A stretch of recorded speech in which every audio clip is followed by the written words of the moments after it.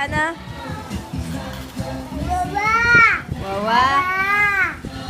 Aba! Ababa! Ababa! Ababa! Ababa! Wawa. Baba! Baba! Wawa. Cav, kinuha ni Mommy kasi wala siyang ginagawa. At saka, na-miss na ni Kevin si Mommy. So, yun.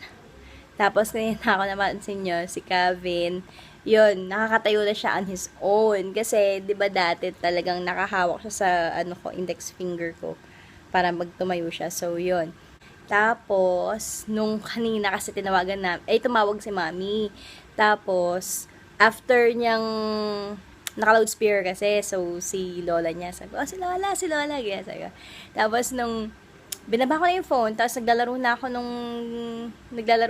tapos sabi ba naman niya, sabi ni Cav, nakaganyan siya, di ba, nakita niya nakaganyan siya, sabi, wow, ay, nako. Si Cav, nagising siya kanina pala. Ayan, hindi ko pala nakakwento. So, si Cav, nagising siya ng 7:30 a.m. Tapos, naglaro-laro siya. Nanonood siya ng TV hanggang 9 a.m. Tapos, 9 a.m. nilabas ko na siya. Kumain siya ng mashed potato.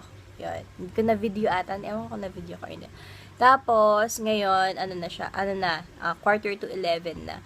So, yun, kinuha na siya ni Mommy. Tinignan ko kung makakapaglinis ako. Pero kasi walang kasama. Ayun pala. Kaya pala kami busy. Kaya hindi ako nakapag-vlog kasi walang kasama si Nahani ko dito sa bahay. Doon meron ng isang taga naghuhugas. Pero, ayun nga, sa hiwa, mamaya maghihiwa ako. So, konti lang naman yung aanhin ngayon kasi nahiwa na ni Hani ko kanina yung mga ibang nakamili. So, ngayon, yung mga kulang na mapapamili, yun.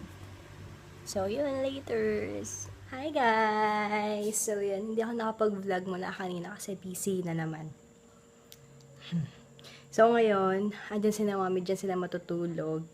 Tapos, pupunta ako sa pwesto nila Hani ko, tutulungan ko silang magtinda. So, ang oras 9 p.m. Yun. So, yan. Tingnan nyo si Nakati. No!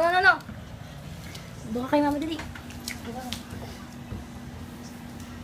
Ang ganda ni Tita. So, I'm here na guys sa aming pwesto. Dahil bumibili na lang.